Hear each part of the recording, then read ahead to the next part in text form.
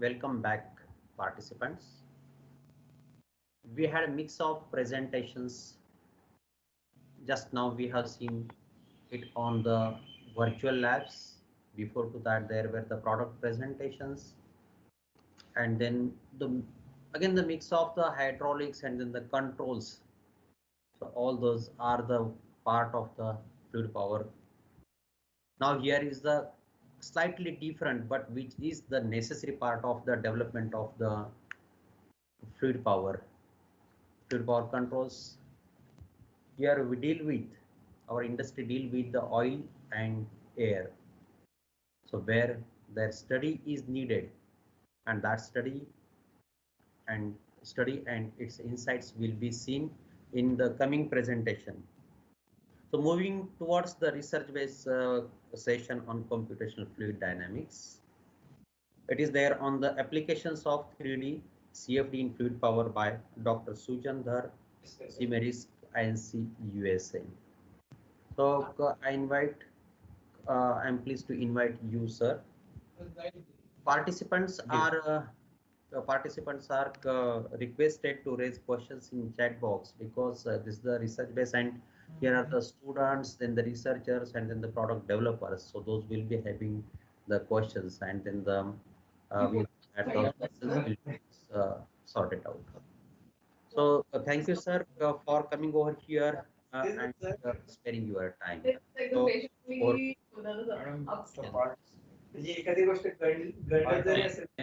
you for inviting me.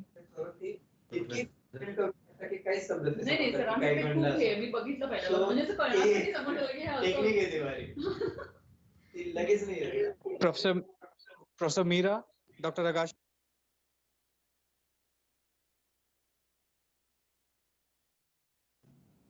Yeah, now muted.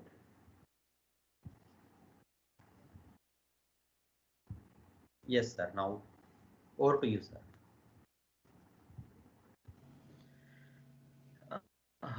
Thank you, Professor Wagmare.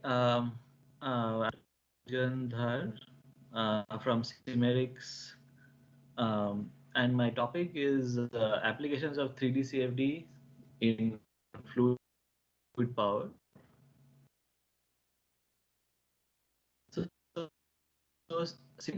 just a little bit about the company and our brief kind of. We are by scientists and engineers who were pioneers in. The voice is breaking. Sorry. Voice is breaking, sir. Is it? Okay. Your voice is breaking. Can you hear me clearly or not? Not it.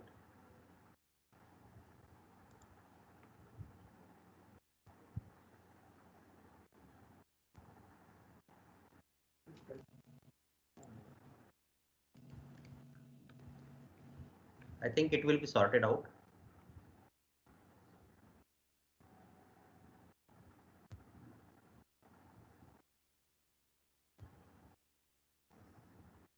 Can you hear me a little bit better now? Yes, sir. Okay. So I'll continue. Just let me know if you have any issues with audio. Simerics MP Plus, which is also known as Pomplinks, is the de facto standard for CFD simulations in fluid power design and engineering. We are based. The headquarters of the company is in Seattle, in Washington, USA. We have offices in India, in Detroit, and also in Germany. And we have several distributors all over the world, and you can see the list over here. So CFD in fluid power, where does it fit in basically? So as you are aware, in the industry and in also in academia, the process usually starts with a design, which is a new concept or an innovative idea, and then you move to virtual testing and hardware testing, and both of these um, both of these processes give some feedback to the original design, and there are few iterations of improvement. And after this, the final product that goes out into the market is created. So I think traditionally in fluid power system and component development, the hardware testing part is extremely important, have had a big role to play and still does. Um, Modeling techniques when used were largely limited. This is mainly also in industry. Modeling techniques when used were largely limited to 0D or 1D type of models. And one of the reasons for this was that fluid power components were very hard to model using CFD because of their extreme geometrical complexity, moving, deforming, micron level gaps, the transient nature of the machines, and very complex physics. Um, this was They were extremely hard and not really practical in an industry environment. However, in the last 10 years, developments have made it practical to simulate fluid power components using CFD, and more and more industry members are using it. And one of the main reasons for that is the development of Simerics MP Plus by our company. And the reason for this is we are using basically cutting edge numerics, meshing, and physics coupled with extreme ease of use. And I will demonstrate some of these in this presentation. So typical virtual testing using 3D CFD this is the typical workflow. We start with the internal geometry in STL format, move to creating a mesh and a model, and then set up properties and operating conditions, and then finally run the simulation. And of course, you have a lot of post processing that comes that is possible after you run the simulation. So the advantages of CFD based testing is basically it gives you a lot more insight, and often is much faster and less expensive than tests. Basically, doing 3D CFD on a machine gives you the ability to look inside the machine and see all the details of the physics and the flow which is going on inside, and can help you to improve your design in a much smarter way than hardware testing. So typical fluid power applications I've categorized them in this way. There are of course positive displacement pumps and motors and dynamic valves. We have underhood flow, heat exchangers, and we have complete fluid power systems. Like over here you see a lubrication system. So my starting point will be PD pumps and motors, which kind of form the heart of many fluid power systems. I'm sure most of the audience is very familiar with positive displacement pumps, but just in case someone is not, just a brief introduction. So positive displacement pump has a expanding cavity on the suction side and a compressing cavity on the discharge side. And basically the expanding cavity is filled with the fluid, and then when cavity is compressed, the fluid is displaced. So this kind of machine typically works in a very wide pressure range, from a few bar to also several thousand bars. And they have very small leakage gaps, so they have the ability to maintain flow rate at a vast range of outlet pressures. And cavitation aeration is very common, either due to the high speed of the machine or due to the high pressure gradient that is seen inside the machine. So what are the simulation challenges that make this a very challenging problem. You can get some idea from the animations that I show on my screen that this is the fluid. Although the solid, some of the solids are quite simple. You have just two gears rotating. The fluid domain is actually extremely complicated. So you need to create a moving mesh for moving deforming volumes. You have very small gaps. They are of the order of microns to prevent leakage. There is, especially in hydraulics, there is no fluid power machines which don't have cavitation, and typically cavitation is something that's almost you need to model it basically to have any kind of accuracy in your simulation. There is high pressure gradient and very high in some cases, and also to set up and manage the case is not easy because you have pretty complicated geometry and very advanced processes are required to capture this. So within Simerics MP Plus, it's basically for meshing the only practical solution from an industry point of view, where you have good enough run speeds and you don't have to spend many days or months setting it up, is having a moving deforming mesh. Simerics MP Plus can automatically create control moving mesh for most PD pumps. So how do we do this? We provide templates for each type of PD pump, so which can create control the moving mesh. It will guide the user setup problem, generate relevant output for each specific applications. And currently, Simerics MP Plus has following templates for PD pumps with Gerotor. These are all the gear, let's say gear type of pumps, and these are all the piston type of pumps. And we also have a valve template, which basically follows this philosophy for setting up and also running the cases. So not only is the meshing and the geometry complicated, there is also complicated physics which are coupled with the flow. So we have state-of-the-art cavitation modeling capability, which models all three real liquid properties: cavitation, aeration, and liquid compressibility. Firstly, the cavitation part, we model vapor formation and collapse, is based on well-established Rayleigh-Plessey model and includes the condensation and generation rate term. And we model it as ideal gas.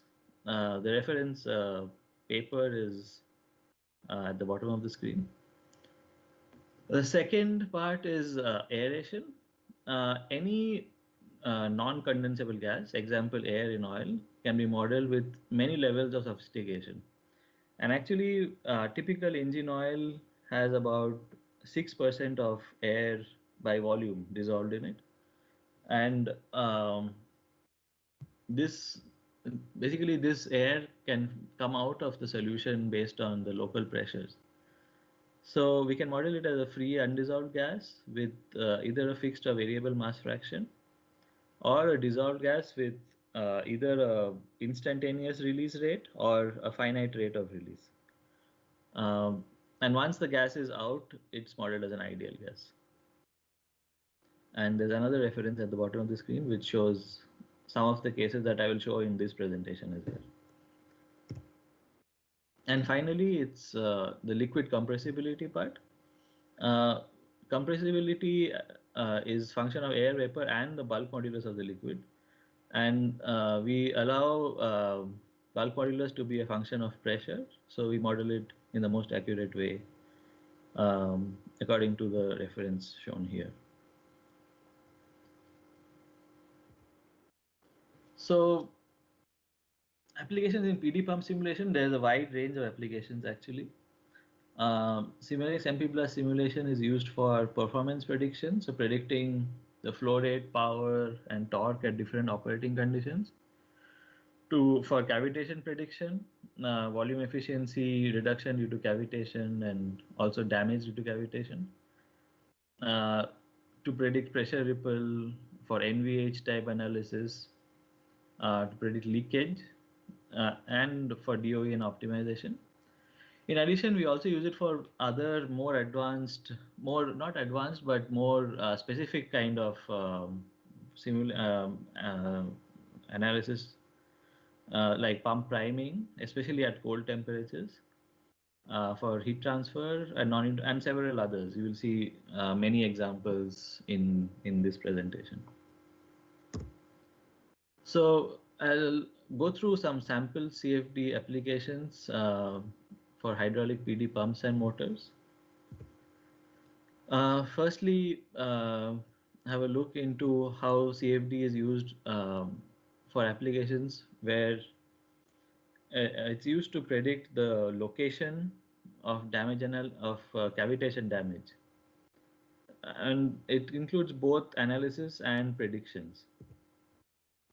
So this is a case from Parker Hannifin, where they had a swash plate type piston pump, and where you can see here there's severe damage on this groove at the end of the groove, and they performed this this simulation, and you can see here basically the magenta part that you see over here is basically a predicted cavitation bubble, and they saw that the location of this bubble coincides very well with the damage location, and they were able to change the geometry of this groove to prevent this bubble creation basically, and improve their design based on this analysis.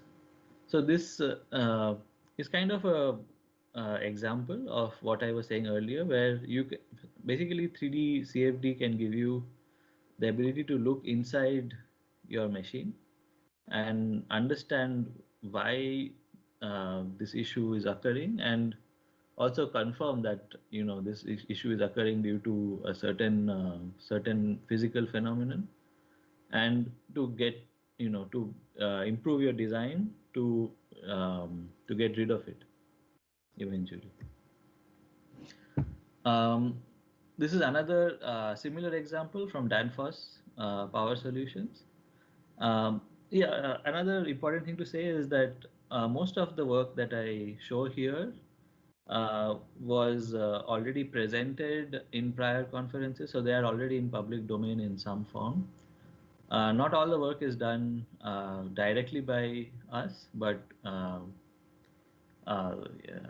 it is mostly using our software, but at different fluid power companies and by different users. So this is a similar case where again you have this groove and you have this cavitation damage over here, and this is actually due to cavitation at a different. This is on the port, on the valve port over here, and because of this you can pretty much correlate exactly, and eventually improve your design and your timing to get rid of this. Of course, to get such a prediction, you need to run at different conditions and different RPMs, and make sure that what you're getting is correlating with what you see in test. This is a third example of damage prediction. This is from Eaton. Also published before.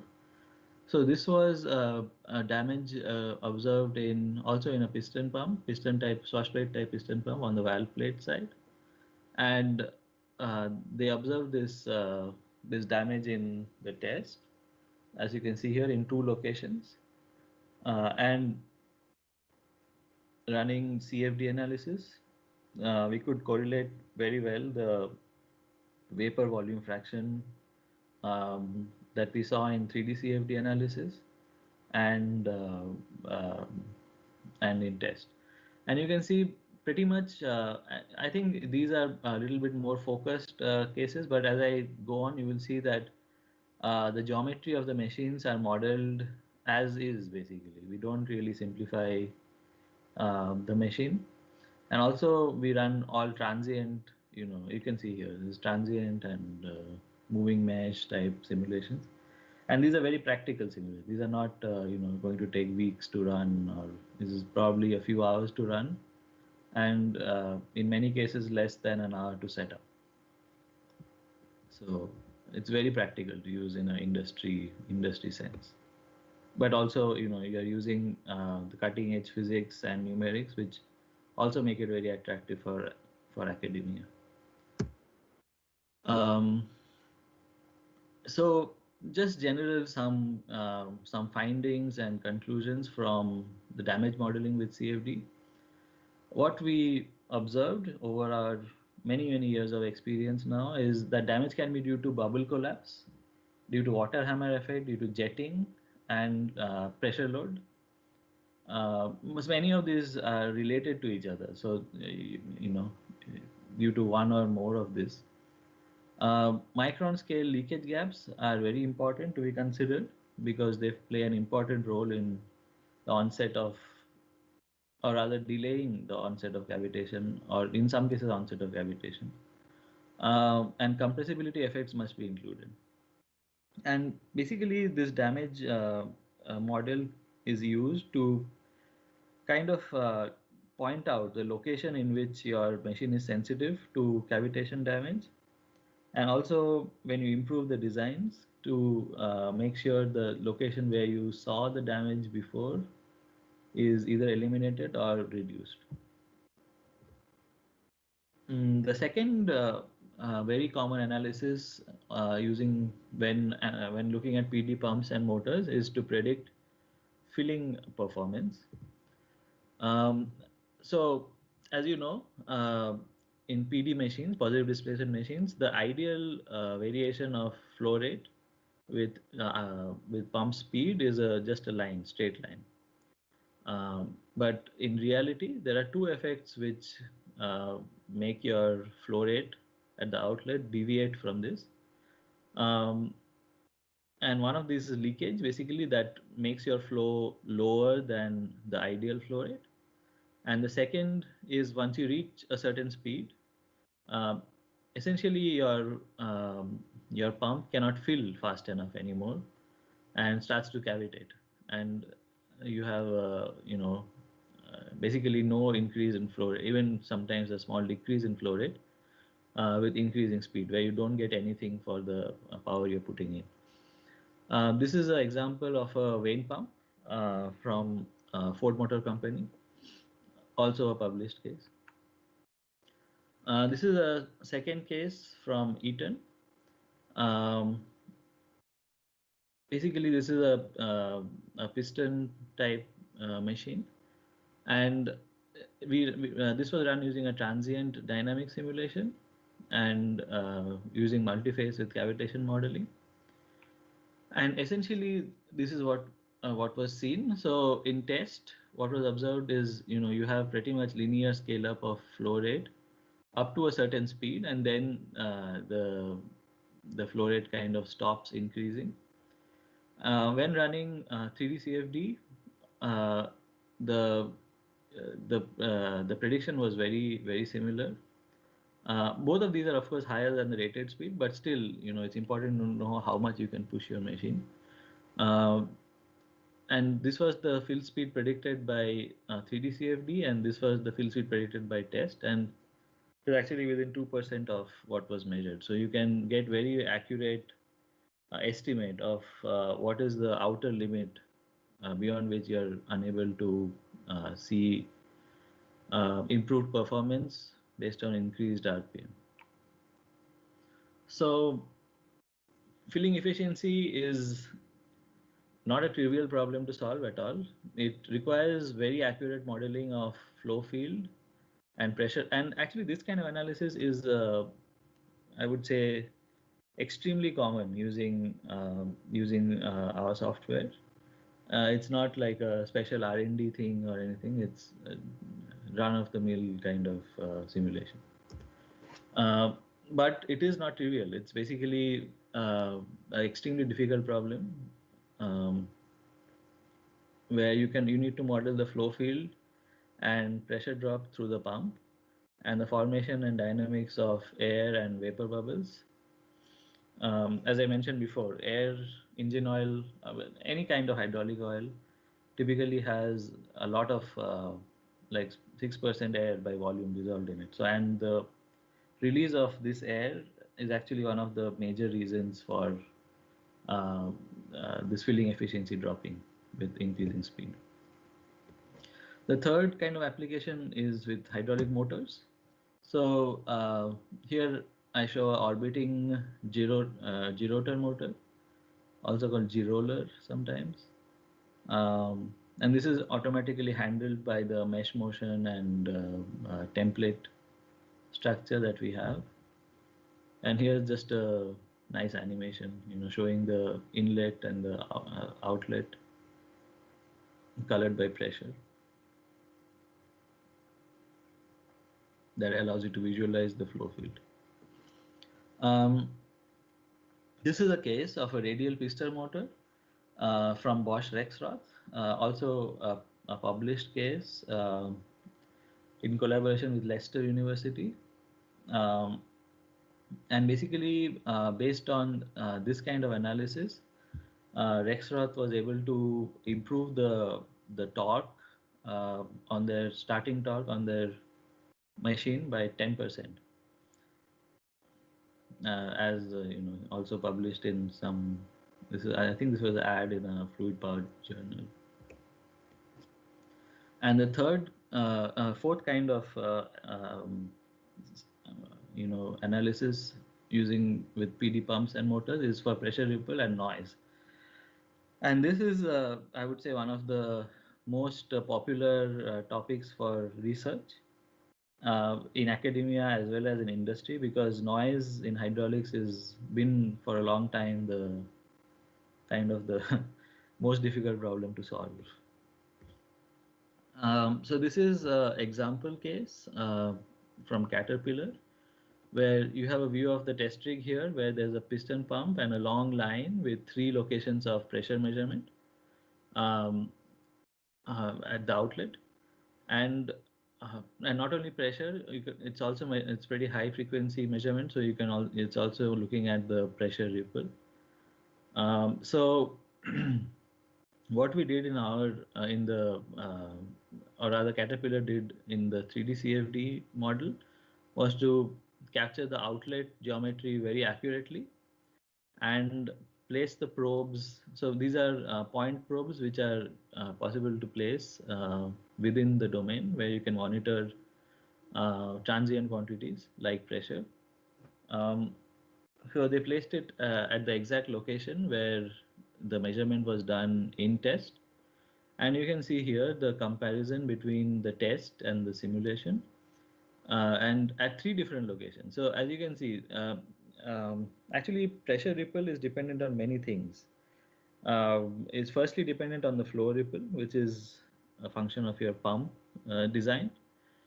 And also is dependent on your outlet, because you have the pressure waves reflecting, and the sound waves reflecting from, let's say, the orifice here. And you can see some of this, that is not, there's a certain pattern over here, that there is a reflecting kind of bouncing wave, and this basically leads to pressure ripple being completely different shape at different locations. And you can see the accuracy of the modeling in that at all 3 different locations we capture the pressure ripple shape with a lot of accuracy, also the change in the shape. So we model this reflection of the wave pattern also very well, actually, the speed of sound part. And on the right is a closure valve, which is a water hammer pressure ripple, a common kind of behavior, which is kind of undesirable behavior in most conditions. The rapid closure valve with 2 pressure ripple monitoring, one is near the valve and one is in the middle of the pipe, and on both locations we compared the experimental data with CFD model prediction, and as you can see, the agreement is very good. So actually, this is one of the very, I would say, common application for optimizing your design. So at this point, actually 3D CFD is fast enough that you can use it inside your optimization program to kind of automatically optimize geometry to reduce, in this case, pressure ripple. So this is a case also published from Ford Motor Company. And what they wanted to do was take their vane pump here. It's a variable displacement vane pump. You can see there is a a control system over here, and is a very common design in automotive industry. And what they want to optimize is this pressure relief groove on the outlet port of the variable displacement vane pump. And basically, there were several kind of designs that was done. They kind of gave them interesting names like duck and dolphin, based on the shape, basically. And you can see as they tried, the optimizer automatically moves the design to a point where it is your noise, in this case, the pressure ripple was reduced many orders. And eventually they identified the best design and moved forward with this design. So this is a kind of application of this method to improve your actual design in the best way possible, where you are basically running it with an optimization algorithm to automatically improve your design. And of course, for this, it's necessary to have very accurate predictions and all the things that came before, and all the speed and ease of use, etc. This is another example. This is using Simerics optimizer. So Simerics optimizer basically automatically has this input variables and constraints, and then it modifies the Simerics project. After that, Simerics runs simulation, CFD analysis, post-processing, and gives back the data to the optimizer to improve the design. So this is another example of work that was done. What we are showing here is pressure fluctuation. And initially, the original design had a fluctuation that is here. So basically, the optimizer, how it works is first perform DOE and train the surrogate models, and then I also generate new designs. After the DOE part of the process is finished. And Simerics, in Simerics MP Plus, basically the group geometry is parameterized and CFD analysis is performed, and also post-processing is performed. So eventually, after the DOE part, which is in blue here, the optimization part is in orange, and you can see there are several designs which are better than the original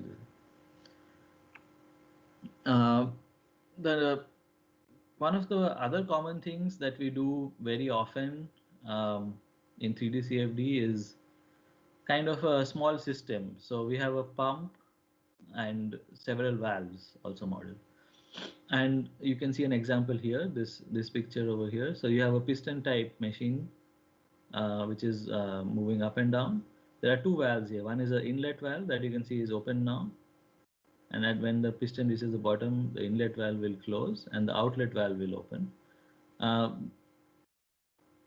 There is very often a lot of cavitation around this valve, and this is one of the topics. These valves are completely modeled dynamically. So we have force balance, and not only force in one direction, but also, as you can see here, this ball valve is wobbling around. So we also model all kind of 3 degree of freedom simulation. This is a similar case to this one, where there's a gear pump with a pressure relief valve, and over here you can see the close-up view of the section of the valve where the valve seat lifts up based on the pressure, and when it sees high pressure, the relief valve lifts up and lets the meters the flow basically. And this is a work on valves. It's a spool type valve. This is a published work between collaboration of University of Minnesota and University of Naples, where they compared the torque on the valve and from between experiment and simulation, and you can see the agreement was really good. This is another paper from the same group in Minnesota, University of Minnesota, where you can see again the comparison between the pressure inside the valve with experiment. And this is an example of optimization basically of a pump motor and valve system called GenShock. And this was a paper published in ASME Bath, where this valve, this was a basically automotive suspension system where there's a pump and there's an active suspension with pump and valve, and basically it's a Gerotor pump modeled with this kind of shock absorber. So this whole system was modeled in 3D CFD, and they tried to improve the design and performance. This is some focusing on some work from universities. This is a collaboration between University of Aachen in Germany and Leakage, where basically also a published work where basically they noticed that basically when you increase RPM of, this is a piston type pump, and what we are showing here is the pressure rise in the cylinder as a function of rotation position on the x-axis and the pressure on the y-axis. So as you increase RPM, you are going from 1450 to 1650 RPM, the pressurization actually is delayed. And this is something that is observed in test. We are showing both test and simulation result over here. And it was kind of, this phenomenon is observed, but it was not well understood, I would say, before this work. And actually, what this paper found, or what the conclusion of this work was that the dissolved gas which was coming out of solution as a function of RPM is basically affecting the pressure rise. And that is kind of shown here, that over here you have the pressure rise in the cylinder, and you can see as you run higher and higher RPM, the pressure, the point where the pressure starts to rise is delayed. And you see this good correlation only because dissolved air effects were included in this simulation, and kind of shows an importance of having accurate cavitation model, which also considers the air release part. Another important capability while considering PD devices is to the capability to model leakage gaps. And this is pretty much a run-of-the-mill thing in 3D CFD these days, that basically you can include leakage gaps without with very minimal increase in computational cost. It's probably 5% of the computational cost instead of having a huge addition in cost. The reason for including gaps is to determine leakage losses, to compute torque accurately, compute loads, and identify the cause of cavitation damage, and of course to investigate lubrication effects. This is an example case of a swash plate type piston pump, where you can see we model not only the main displacing volumes and the ports, but also the gaps, all the gaps. So we have the valve plate and cylinder block valve gap, between piston and cylinder the gap, between piston and slipper the gap, and also between the slipper shoe and the swash plate gap. So all the gaps are modeled, and they are modeled all in 3D CFD. So it's all complete 3D Navier-Stokes solution in all the gaps and all the domain basically that you see here.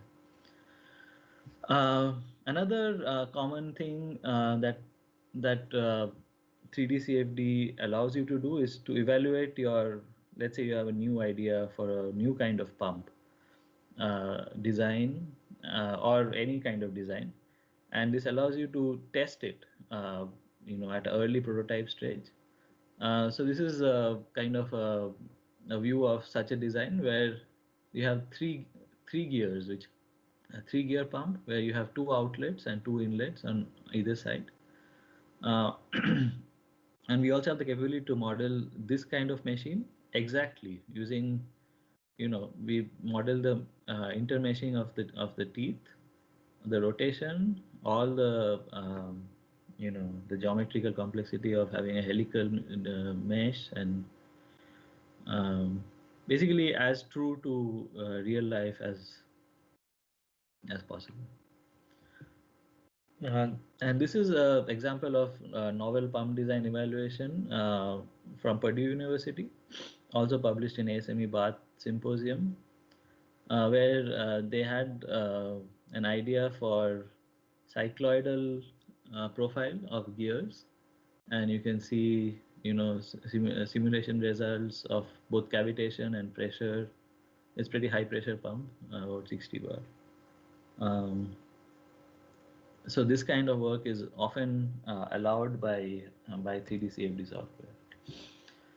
So moving on from component type models, another kind of application that 3D CFD allows you to do is basically model full vehicles. In this case, I'm showing an agricultural tractor with a sprayer kind of application. And basically what the process in this case is, we import the geometry, the actual, I would say production CAD geometry, what is known as production CAD geometry in industry, without any geometry repair operations. We import it and we mesh it basically. The wall clock to mesh the entire model is about 2.5 hours. So basically, and to run the simulation takes about 2 hours. Based on the number of cores that you have available. So in this case, basically when you start the process of doing your simulation, once you have all your CAD and everything, the actual at the beginning of the day, if you start doing this, basically by afternoon you already have a result to look at, which is which basically makes this practical from an industry standpoint. And over here is a simulation result from this. You can see the underhood component and details. This is another example. This is for a lawnmower type vehicle, where basically you can see what we did is model underhood thermal cooling. So the objective is to predict temperature inside the underhood compartment and sensitive areas. Of course, we model all the heat sources like exhaust pipe, engine, the heat exchangers, and all the details of heat transfer are considered. We have conduction, convection, both forced and natural, radiation, and several heat exchanger models, which allow us to perform this kind of simulation. Heat exchangers, of course, is another application.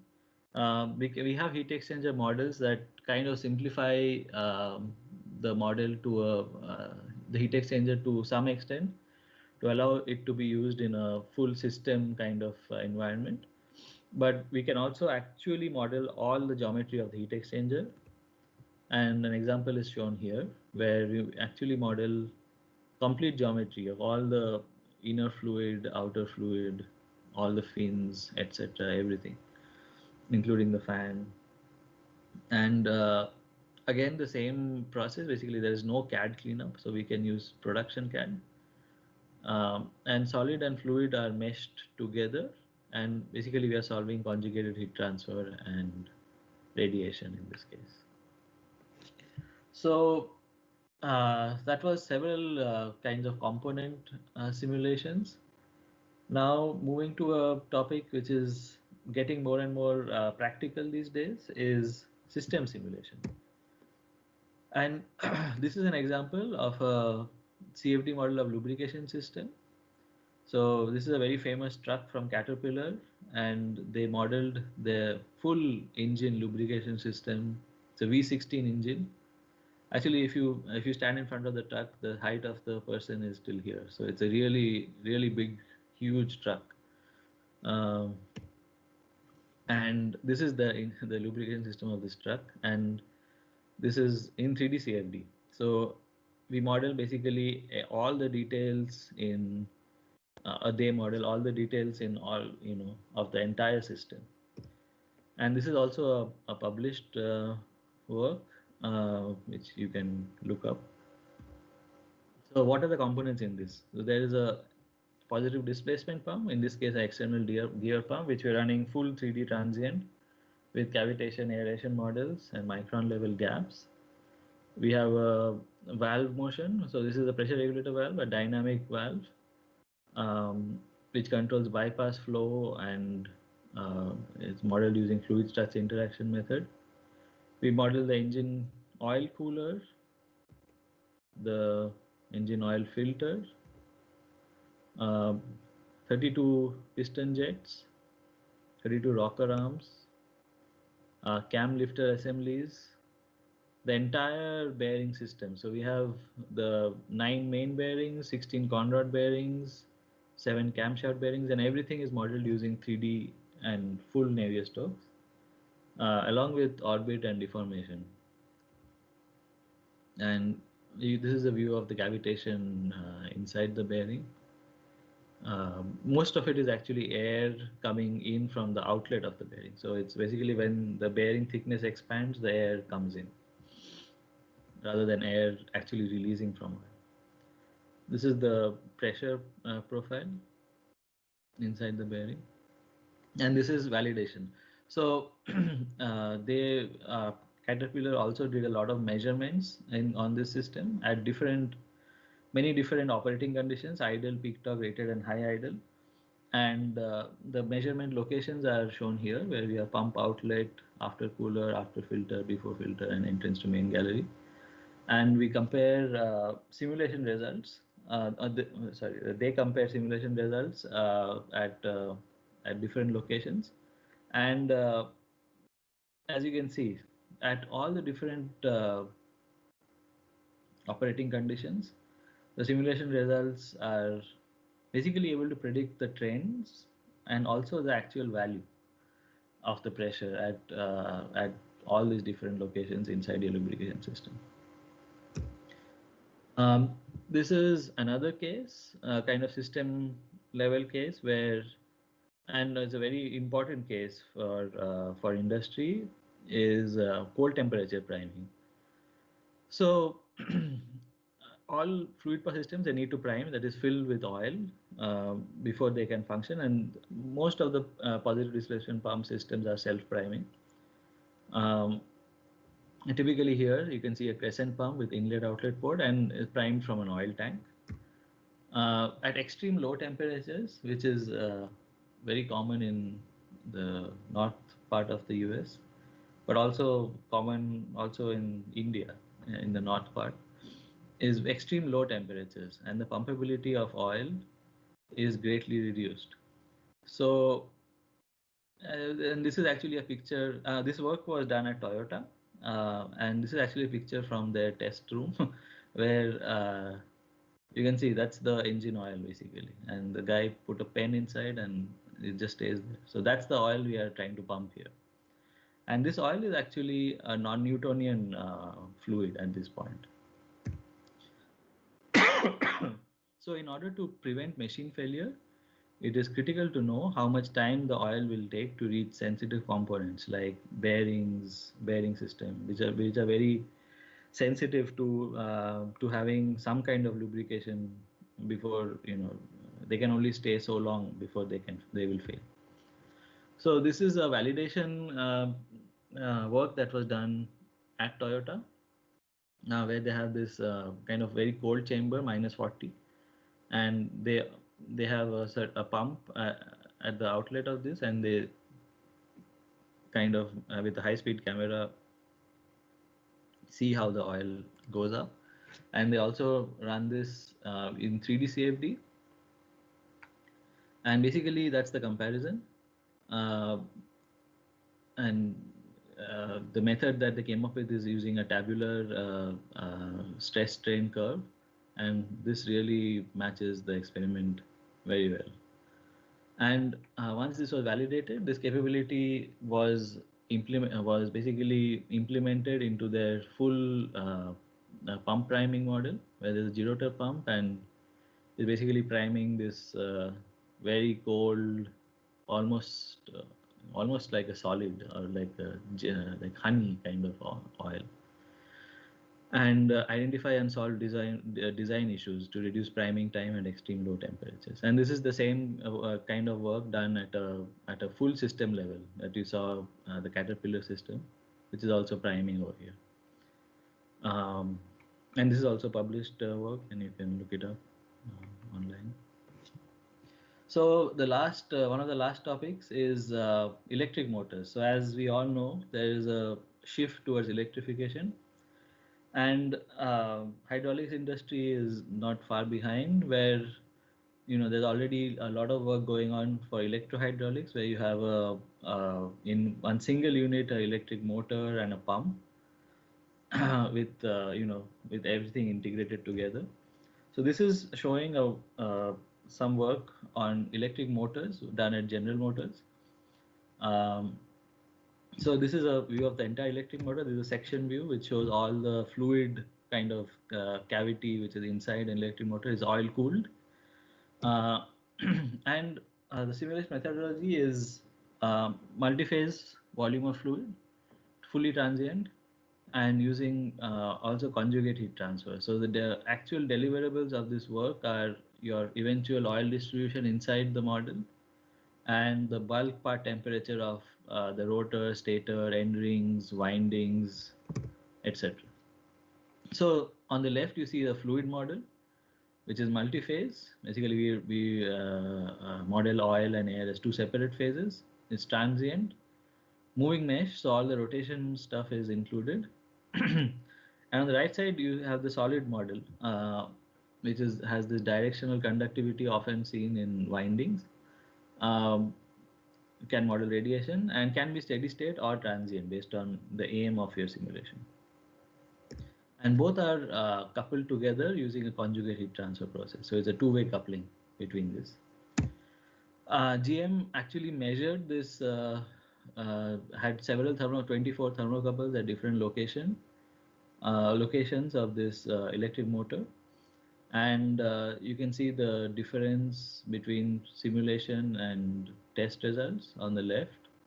And not only do we capture the trend, we also capture the temperature actually very well. And the RMS difference is about less than, it's about 9 degrees. And this is also from a published work.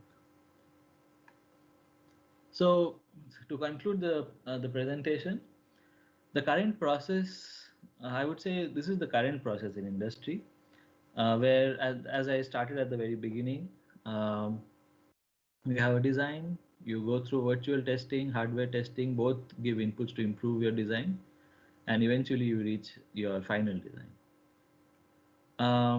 In the future, this is what I think the trend is towards, to have an initial design and then have your design software and optimizer in after this initial design, which automatically goes through your comprehensive virtual reality testing, which is basically using geometry, physics, dynamic, fluxual thermal, full transient simulations, and have this kind of improve your design. And we already saw some examples of this, especially from the code paper.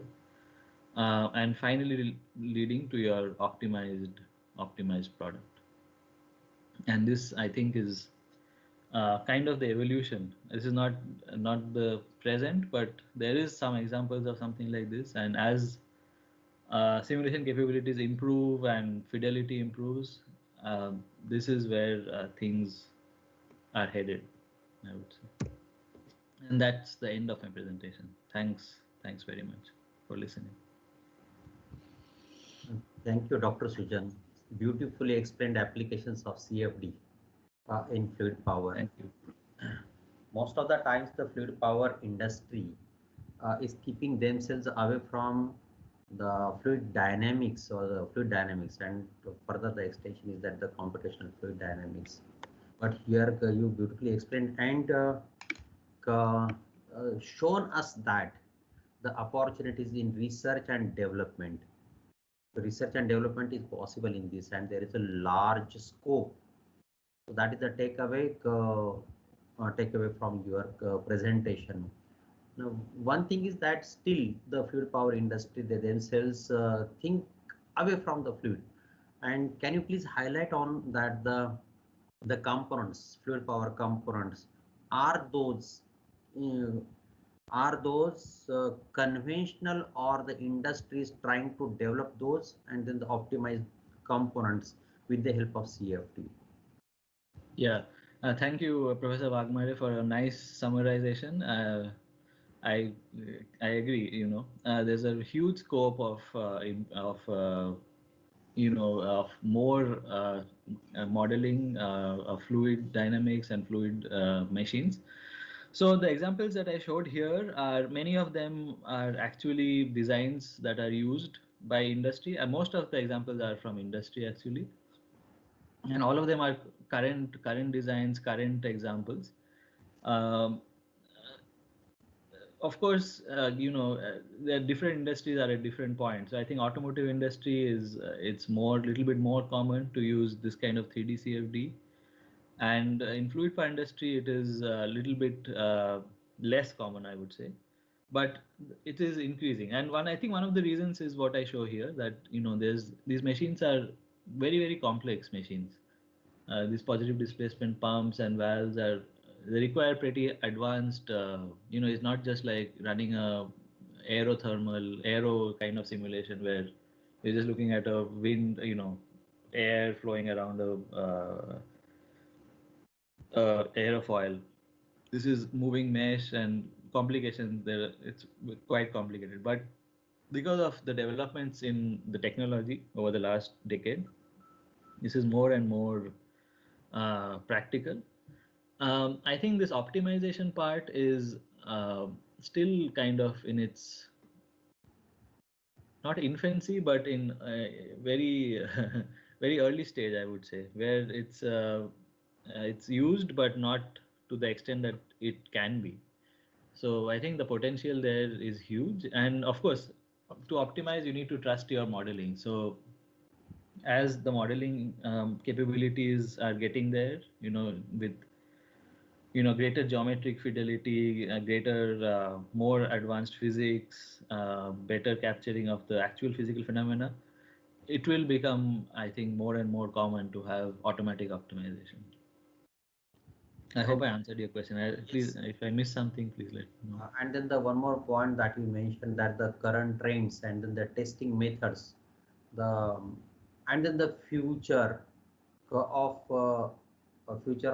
the CFD, that is also will take the participants will take towards the research and development.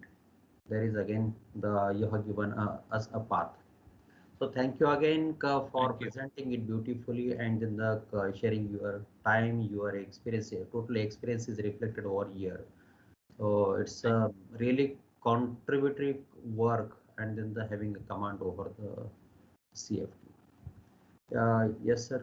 Thank you, sir. Thank you from the FPSI, from Field Power Society of India. And thank you very much for allowing me to speak and giving me this opportunity to present to you.